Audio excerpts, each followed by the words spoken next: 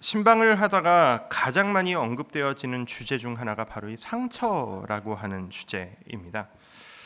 상처라는 이야기는 참 어딜 가나 듣게 되고 또 해결해야 하고 아픔의 문제, 상처의 문제 항상 이야기를 하게 되는 것 같습니다. 솔직히 가끔 이런 생각을 할 때가 있습니다. 이제 우리가 이 상처라고 하는 개념을 인식하기 시작하면서 이 상처라고 하는 개념이 옛날부터 있었던 개념은 아니잖아요. 이 상처라고 하는 개념을 우리가 인식하기 시작하면서 솔직히 그냥 힘들었다라고 넘어갈 수 있는 문제도 이게 나에게 상처가 됐어. 이게 두고두고 나를 힘들게 할 거야. 이런 식으로 조금 부풀려서 우리가 너무 과하게 인식하는 것은 아닐까라는 생각을 할 때가 솔직히 가끔씩은 좀 있습니다. 하지만 그럼에도 불구하고 우리는 그런 시대를 살아가고 있습니다. 상처의 시대, 상처를 주고받는 시대. 우리 모두에게는 이미 너무 많은 상처가 있고 또 우리는 다른 사람들에게 상처를 주면서 살아가고 있습니다. 요 며칠간 제가 신방하면서 또 훈련하시는 분들을 또 뵈면서 언급되어진 상처의 종류만 해도 끝이 없습니다. 아버지로부터 받은 상처가 평생 내 캐릭터로 남아서 이제 극복이 안 되는 아들, 이제는 그 아들이 아버지가 되어서 나도 안 그러고 싶은데 내가 받은 상처를 내 아들에게 그대로 주는 그 아버지가 된 아들, 다른 사람이 나를 어떻게 볼 것인가를 끊임없이 비교하고 분석해서 위축되고 자존감 낮아지는 인생, 공황장애, 우울증 약 처방, 끝도 없습니다. 말하자면 계속 말할 수 있을 정도로 신방을 하다 보면 우리 성도님들의 삶은, 우리 모두의 삶은 그런 이야기들로 가득한 것 같습니다. 오늘날 그런 생각이 좀 들더라고요. 2000년대를 살아가는 우리들이 좀 옛날보다 더 상처 많은 시대를 살아가고 있는 걸까? 요즘 들어서 우리에게 상처가 더 많아진 걸까라는 생각을 했는데 조금 생각해 보니까 이내 아니다라는 답이 바로 나왔습니다. 왜냐하면 저희 부모님, 우리 할아버지 할머니 시대에만 생각을 해봐도 우리와는 비교도 할 수 없는 말도 안 되는 상처의 시대를 많이 좀 살아가지 않으셨습니까? 이건 또 우리 민족의 대대로 흘러오는 정서여서 우리 대한민국의 대표적인 정서를 뭐라고 이야기하죠? 한이라고 합니다. 우리는 한의 정서를 가지고 있는 민족이다. 이 한이라고 하는 것이 요즘 말로 하면 뭘까요? 그게 바로 상처입니다. 우리나라의 대표 민호가 있죠. 아리랑 아리랑 아라리요, 아리라리 고개를 넘어간다. 나를 버리고 가시는 님은 심리도 못 가서 발병난다. 뭐죠? 버림받은 상처 입은 인생인 거예요. 버림받았기 때문에 그 상처를 노래로서 승화하는 이 한의 인생, 이거는 우리 민족의 이 한반도 땅에 이렇게 계속 이어져 오는 상처인지도 모르겠습니다. 그렇다면 성경에서는 어떨까? 성경에도 상처 입은 영혼들이, 상처 입은 사람들이 등장할까? 이내 어렵지 않게 상처 덩어리였던 인생 하나를 찾아냈습니다. 내 인생은 상처로 가득했다라고 하는 인생, 바로 야곱이라는 사람이었습니다. 제가 5월쯤이었나요? 이 자리에서 그 야곱과 그 베델 이야기를 통해서 이제 야곱 이야기를 했던 적이 있었는데 오늘은 그 다음 편이라고 봐도 좋을 것 같습니다. 야곱의 이름, 야곱의 이름이 처음 언급되어지는 게 창세기에서 25장에 처음 야곱의 이름이 등장합니다. 그리고 야곱의 이름이 어디까지 나오냐? 창세기가 끝나는 50장까지 야곱의 이름이 언급되어집니다. 그러니까 정말 길게, 정말 구구절절하게 야곱의 인생 이야기가 창세기 전체의 반에 걸쳐서 기록되어져 있는 것을 우리는 볼 수 있습니다. 이 성경에는 상처라는 개념이 없어요. 그 당시에는 그런 인식 자체가 없었으니까 그냥 스토리가 기록되어졌을 뿐입니다. 근데 제가 이 야곱의 인생 이야기를 성경을 다시 한번 쭉 읽어보면서 묵상을 하면서 오늘날을 살아가는 사람이 이런 일을 겪었다면 저에게는 이런 상처가 있어요. 저에게는 이 문제를 가지고 좀 상담이 필요해요. 할 만한 건수가 뭐가 있을까를 제가 한번 쭉 써서 정리를 해봤습니다. 몇 개가 나왔을까요? 40개가 나오더라고요. 40개, 성경에 나타난 게 40개가 나오더라고요. 그 40개를 쭉 한 페이지에 다 안 들어갔어요. 쭉 이렇게 몇 페이지, 두세 페이지로 제가 써놓고 나서 제가 든 생각은 이거였습니다. 이 정도 되면 내 인생에 내 뜻대로 되는 게 하나도 없는 인생이다라고 할 만하다. 정말 상처 덩어리 인생이었다라고 할 만하다라는 생각이었습니다. 야곱이 조금 전에 읽었던 말씀, 본문 말씀에 보면 그 야곱이 인생 말미에 요셉을 다시 만나고 바로왕 앞에 서서 야곱이 스스로 자신의 삶을 이렇게 표현합니다. 이제 47장 9절 말씀을 제가 한번 읽어드리죠. 내 나그네 길의 세월이 130년이니이다. 내 나이가 얼마 못 되니 우리 조상의 나그네 길의 연조에 미치지 못하나. 그러니까 우리 조상들 아버지 할아버지 때보다는 수명이 많이 짧아졌었던 때니까요. 그런데 미치지 못하나 어떤 세월? 험악한 세월을 보내었나이다. 아니 도대체 사람이 어떻게 살면 내 인생은 험악한 인생이었다라고 말할 수 있는 것일까? 자, 40개 리스트, 이거를 제가 한번 다 읊어보려면 설교 시간에 반 이상이 날아갈 것 같더라고요. 근데 이게 뭐 얘기를 안 할 수는 없으니까 이게 제가 중간중간 이렇게 띄엄띄엄 한번 몇 개 제가 적어본 걸 한번 읽어보겠습니다. 만약 요즘 시대에 야곱이 상담을 하고 신방을 받는다면 이런 식으로 이야기를 했겠다라는 식으로 제가 한번 적어봤거든요. 자, 1번. 저는 어머니 뱃속에서부터 경쟁하면서 태어나야만 했습니다. 하나님이 저라고 하셨는데 아버지는 제가 아니랍니다. 저는 태생적으로 선택받지 못했던 자였습니다. 2. 아버지는 저는 사랑한 적이 없습니다. 저도 사랑받고 싶었습니다. 3. 저도 외향적인 사람이고 싶었던 마음이 있습니다. 저도 형같이 되고 싶었습니다. 제가 형같이 됐으면 사랑받을 수 있었을까요? 그런데 제 기질과 성격이 그렇지 못한 걸 어떡합니까? 전 남자고시 못하고 집에서만 있었습니다. 4. 저는 아버지를 속이지 않으면 하나님의 복도 받지 못할 그런 인생이었던 걸까요? 전 그런 사람인 겁니까? 이렇게 읽다가는 끝이 안 나겠네요. 막 넘어가겠습니다. 11. 내가 한 게 아닙니다. 근데 라헬은 자기가 두 번째로 밀려났다고 저한테 히스테리를 부리기 시작합니다. 내가 사랑하는 여자는 이런 여자가 아니었는데 왜 이렇게 바뀌어가는 걸까요? 12. 아내들이 신경전을 벌이기 시작합니다.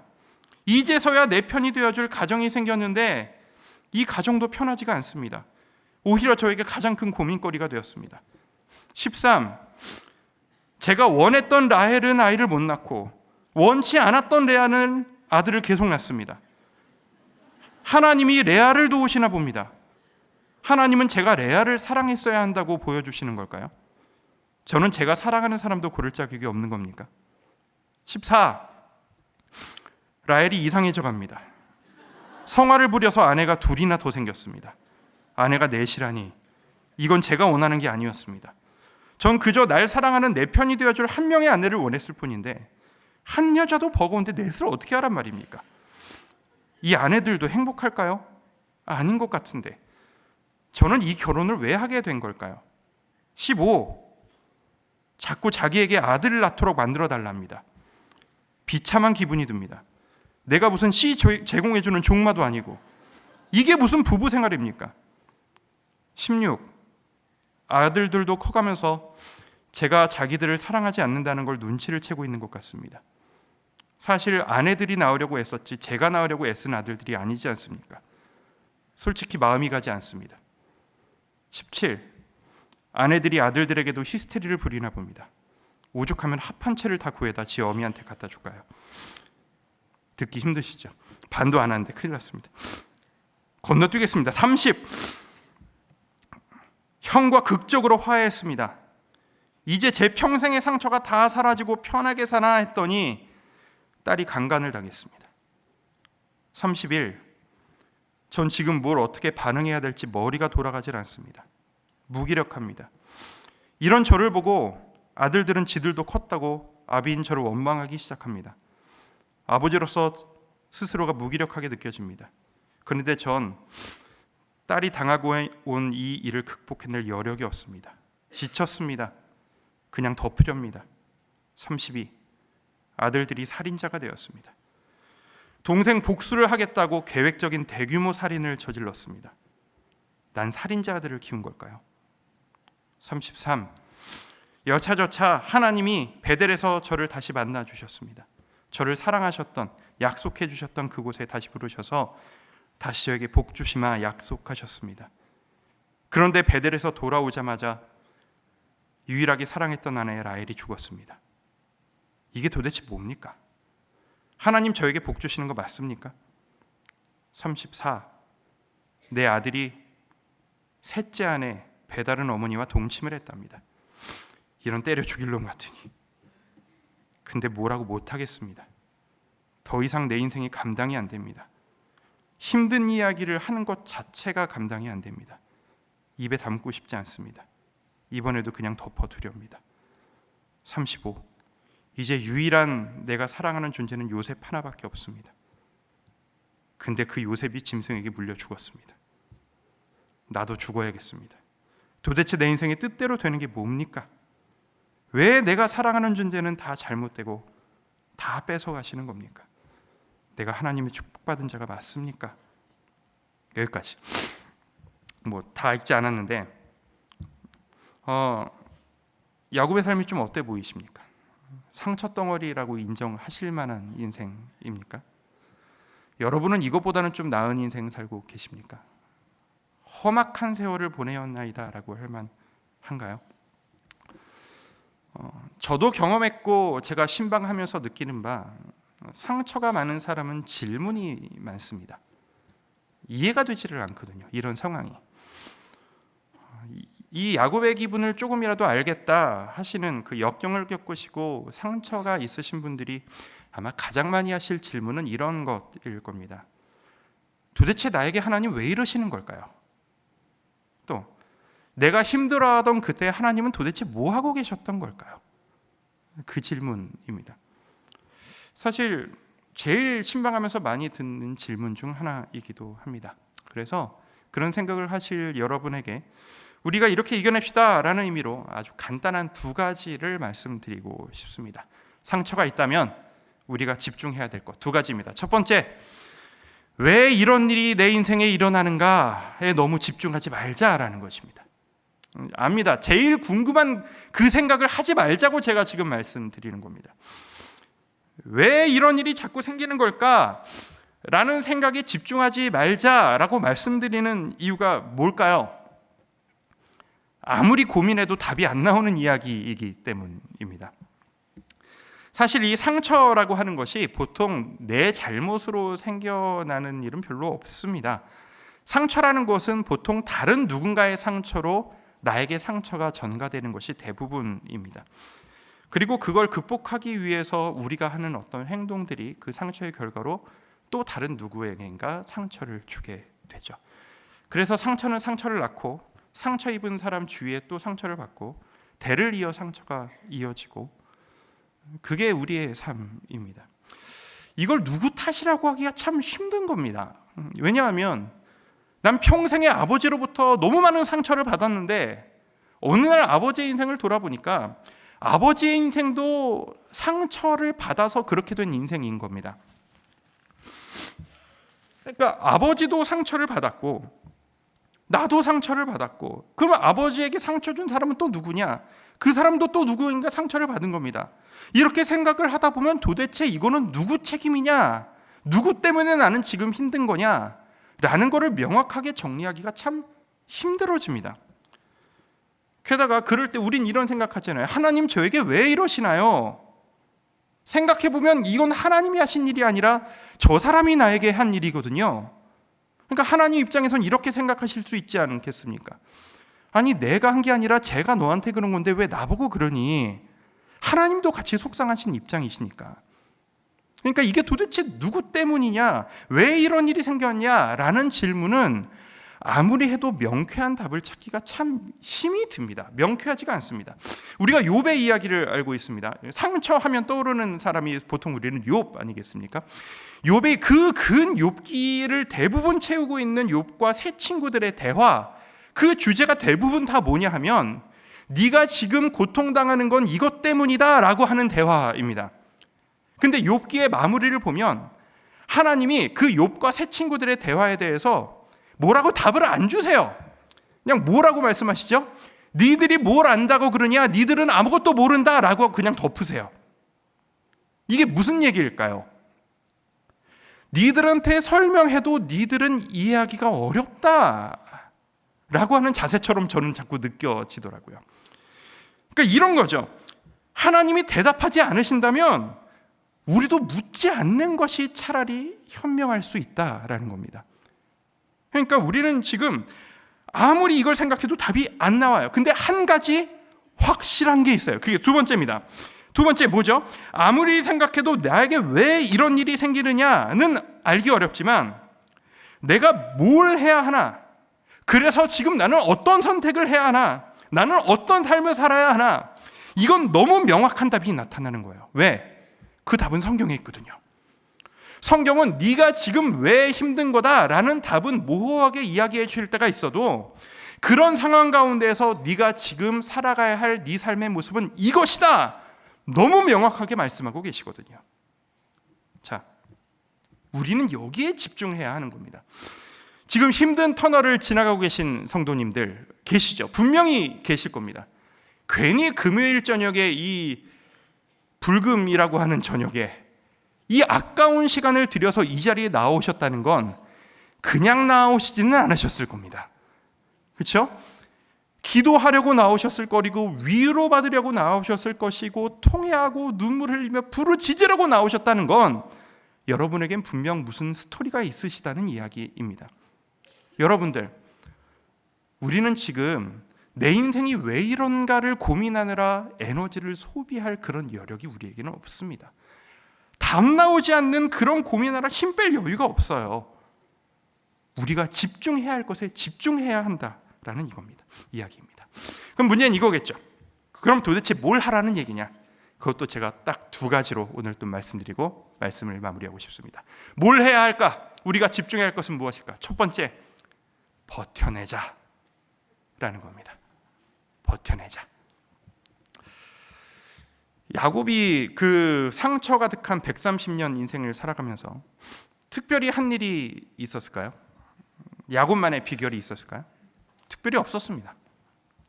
야곱의 대처는 극히 일반적이었고 우리가 하는 대처와 크게 다르지 않았습니다. 야곱은 그냥 살아냈습니다. 그냥 버텨냈습니다. 죽고 싶어 살았지만 죽지 않고 끝까지 버텨냈습니다. 그리고 그 끝에 하나님의 영광을 보았습니다. 죽고 싶었는데 죽지 않고 버텨서 꾸역꾸역 살아내다 보니까 그 인생 말미에 놀라운 역전을 경험했습니다. 그게 야곱의 인생이었습니다. 그렇게 되는 겁니다. 그게 우리의 유일한 희망인 겁니다. 왜요? 애초에 이 일은 우리의 노력으로 해결할 일이 아니라 하나님이 하셔야 할 일이었기 때문입니다. 우리가 할 수 있는 일이란 그 하나님의 일이 완성되는 그날까지 버텨내고 살아내는 것, 그거 이상은 우리에게 없습니다. 우리가 갈 길도 야곱이 갔던 바로 그 길입니다. 우리는요, 지금 힘들어하고 우리가 상처받고 있는 이유는 우리가 이 아픔을 극복할 수 있는 엄청난 해법이 있는데 우리가 그 해법을 찾아내지 못하고 있어서 이 고생을 하고 있는 게 아니라는 것을 우리는 인정해야만 합니다. 인정하십시오. 이건 아픈 길입니다. 우리에겐 아픔이 있습니다. 우리에겐 상처가 있습니다. 인정합시다. 우리 인생이 원래 그런 겁니다. 버텨내셔야 하는 겁니다. 새생명 축제 때 그 담임 목사님께서 이사야서에 나온 그 독수리 날개쳐 올라감을 이야기를 하시면서 말씀을 해주신 적이 있습니다. 말씀 기억하십니까? 독수리가 나는 날갯짓은 다르다라는 거였습니다. 독수리는 뭐 참새, 비둘기가 그런 것처럼 자기의 힘으로 날개 퍼덕퍼덕거려 가지고 날려고 애쓰는 것이 아니라 상승기류가 공기가 올라가는 그곳을 찾아서 그곳에서 그 글라이더처럼 바람을 타고 올라간다는 것, 그 소어링이라고 하는 영어 단어 말씀하시면서 하셨던 그 말씀 기억하십니까? 제가 설교를 준비하는데 이 주제를 가지고 목사님이 더 예전에 말씀하셨던 적이 있으셨거든요. 5, 6년 전인가 몇 년 전인지 정확히 기억은 안 나는데 이 주제로 조금 더 살을 붙여서 얘기하셨던 그 이야기가 갑자기 떠오르는 거예요. 그때 뭐라고 말씀을 하셨냐면 상승기류를 타고 난다는 게 내 힘이 아니라 상승기류를 타고 바람 타고 날아가는 거니까 독수리가 그냥 아무 힘 없이 그냥 가만히 있으면 날 수 있는 게 아니라는 겁니다. 뭐냐? 온 힘을 다해서 날개에 힘을 쫙 펴고 버텨내는 힘, 온 힘을 다해서 날개에 힘을 주고 버텨내야 한다는 겁니다. 그때 그 말씀을 하셨던 게 제가 기억이 나더라고요. 독수리 입장을 생각해 보십시오. 우리 인생이 우리 보통 그렇게 많이 이야기하거든요. 하나님께서 일하시옵소서. 그러니까 저는 그냥 일단 편하게 기다리고 있겠습니다. 그게 아니라는 거예요. 하나님이 일하심을 기다리고 버텨낸다는 것은 독수리 입장에서 상승기류를 탈 때 그냥 아무 힘 없이 그냥 있으면 떨어집니다. 그 커다란 날개를 쫙 펴고 온 힘을 다해서 버텨내는 거예요.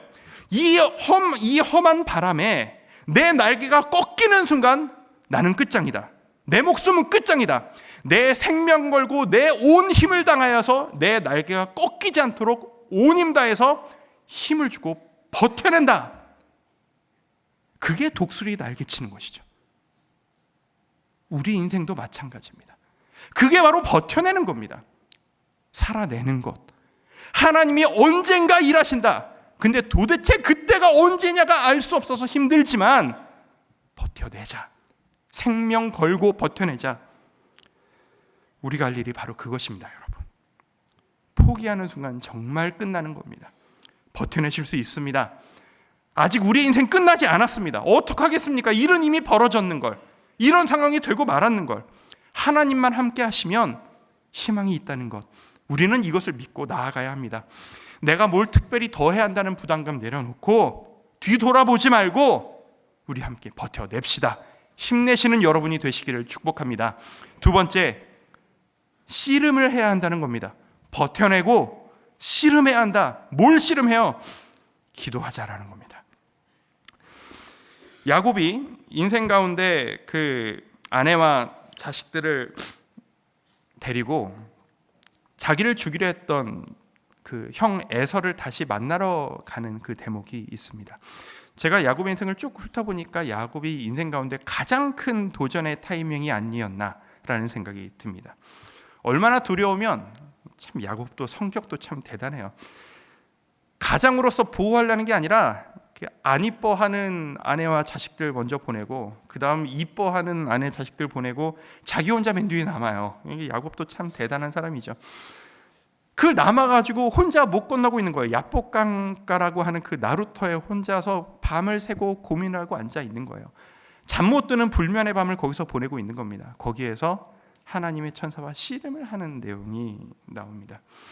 그 순간이 야곱의 인생 가운데 가장 처절한 씨름의 순간이 아니었을까라는 생각이 들었습니다. 그 순간이 적어도 야곱에게는 단순한 씨름이 아닌 인생을 건 사투의 순간이었을 겁니다. 생각해보니까 이런 생각이 들어요.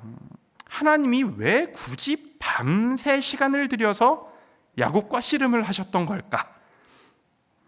하나님이 우리랑 그 천사가 우리랑 씨름을 해서 이길까 질까 할 존재입니까? 아니잖아요. 하나님이 우리랑 싸워서 우리가 이길 만한 존재이십니까? 아니거든요. 그냥 한마디면 우리는 그냥 푹 꼬꾸라질 존재거든요. 근데 밤새 씨름을 했대요. 그래서 야곱이 이겼대요. 그 말은 뭘까요? 하나님이 안 그러셔도 되는데 굳이 시간을 내서 야곱과 밤새 시간을 내서 씨름을 해 주시다가 일부러 져 주셨다라는 이야기인데 그 말밖에 안 되는데 왜 굳이 그러셨던 걸까? 그 시간이 야곱이 하나님을 설득하는 시간이었을까요? 아니면 하나님이 야곱에게 지금 이런 시간이 필요하다고 생각해서 허락하신 시간이었던 걸까요? 저는 후자라고 생각합니다. 인생을 걸고 죽기 살기로 매달리면서 저에게 복 주시지 않으면 저는 못 놔드립니다. 저를 복 주시고 가든지 차라리 저를 죽이시든지 라고 하는 그 싸움. 이건 야곱에게 적어도 이건 영적인 싸움 같은 그런 게 아니었습니다. 실제 육체의 싸움이었고 삶을 건 싸움이었습니다. 땀이 흐르고 눈물이 흐른 육체의 싸움, 삶의 싸움이었을 겁니다. 그 싸움을 하면서 야곱이 밤새 쓸데없는 힘이 빠지기 시작합니다. 지쳐서 다른 생각을 할 겨를이 없어져 버리기 시작합니다. 단 한 가지만 남습니다. 나를 도와줄 유일한 신락 같은 존재, 내 앞에 계신 하나님. 왜 나에게 이런 일이 일어났던 걸까? 나는 무슨 잘못을 했을까? 모두 다 사라지고 그저 하나님 한 분만 보여서 저에게 복 주시지 않으시면 저 못 놔드립니다. 여러분, 우리에게 필요한 씨름은 바로 이 씨름입니다. 여러분, 처절하게 씨름하셔야만 합니다. 이 일은 그냥 되는 일이 아닙니다. 씨름해야만 하는 이야기입니다. 여러분, 지금 인생이 뒤집혀지실 위기 가운데 있으십니까?